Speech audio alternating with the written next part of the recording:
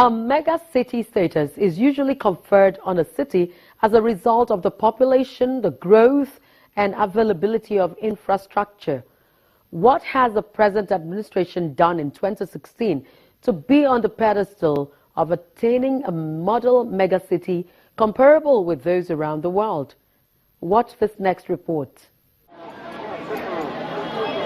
Lagos, by its population, falls within the category of a megacity, a metropolitan area with a total population in excess of 10 million people. Lagos is ranked 13 in the list of 36 world's largest cities and metropolitan areas, having more than 21 million people living within the smallest land area in Nigeria.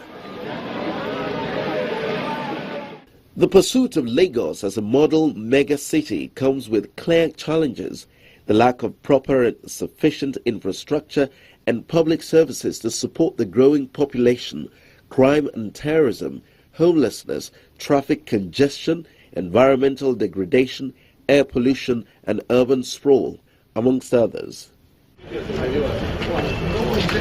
Since his emergence as the governor of Lagos State, Mr. Akinwumi Ambode has been running his administration on a tripod of security, infrastructural development and job creation. He maintains that his strategy would sustain the path laid by his predecessors in ensuring that Lagos becomes Africa's model city and ranked amongst developed megacities in the world. In the last 1 year, the state government has been involved in expanding available infrastructure, especially roads, to accommodate the rising population. Most of the road infrastructure that we have today, these are roads done 25, 30 years ago. So what we are doing, and then what was the population of Lagos? Probably 4 or 5 million people. And that's what we are struggling. So what we are doing from 1999 to date is to expand the existing road infrastructure to accommodate that growth, okay, and also build new ones in anticipation of future growth.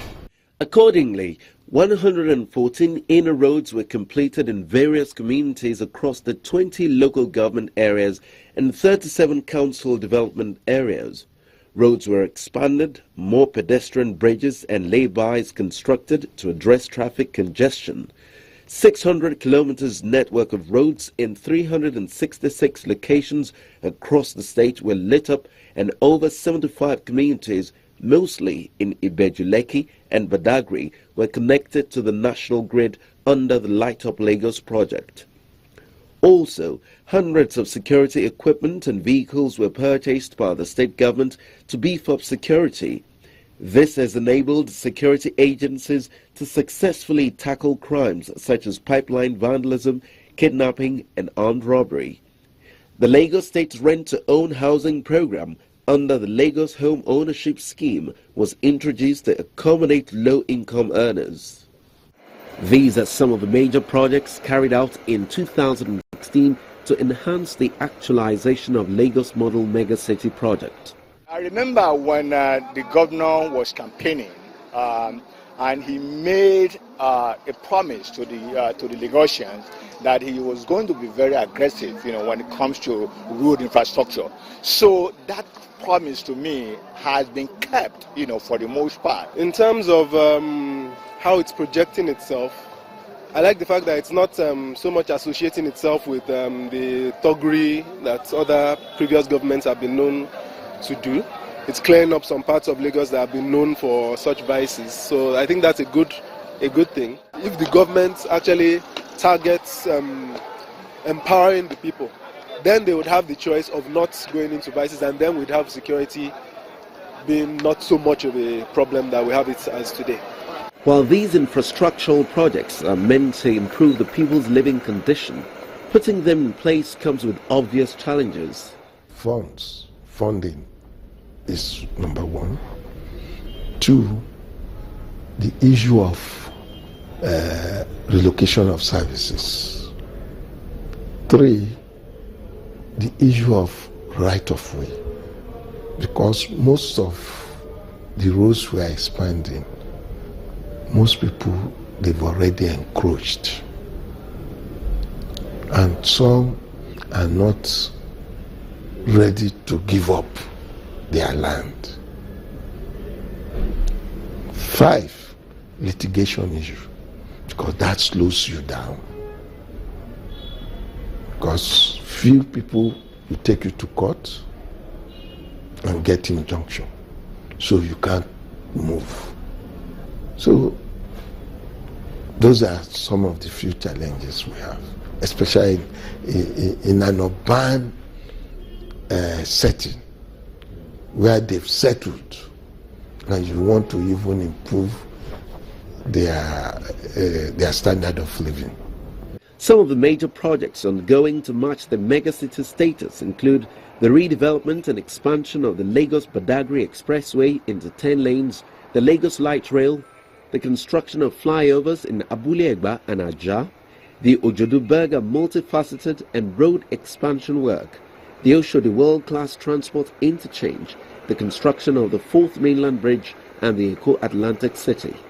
The expectation outside there is very, very high. Yes, those are, they voted for us, they voted for the governor, that because you are the best man for the job. Yes, agreed, but our resources too are limited. So we cannot touch everybody. Okay.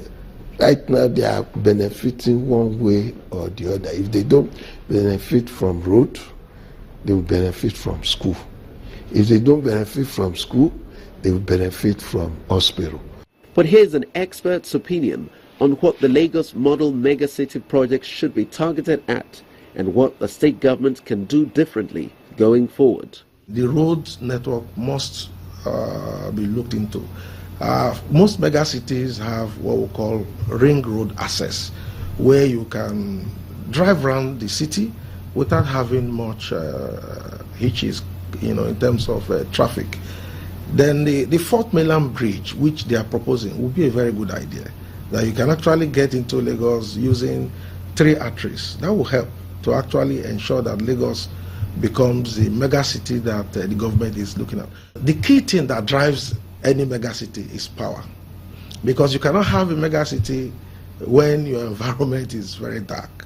So it's important. Yes, the current governor is doing quite well in terms of making sure that Lagos is well lit.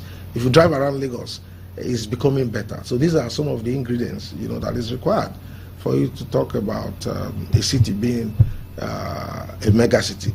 So, but they need to improve. It's not only electricity on the highway or major street, but electricity for the inhabitants, of the community. That is only when you can improve in terms of commerce. Once you have electricity, the city will be bubbling and everybody will be engaged in business activities. Another aspect we need to look into that is very critical is the environment. If you look at Lagos, yes, the government is trying, but you still see so many filthy aspects of Lagos. You will see there's no conveniences in Lagos. Things like toilet facilities. You see people doing the minor and major along the street. These are things you don't find in major cities. The present governor is working quite hard. You can see that there is massive decongestion of all the roads, so you can drive now with at least some little ease. I believe that if we continue with this pace, within the next 10 years, if we continue like this, within the next 10 years, we should be quite happy to say, yes, Lagos is almost attaining that megacity status, which all of us are itching for Lagos to actually get there. Most of the people presently running Lagos State may not be there to implement the megacity project in 10 years' time, as already suggested. What this then suggests is that the Lagos State Development Plan should be pursued assiduously in order to accomplish the desired model of a megacity.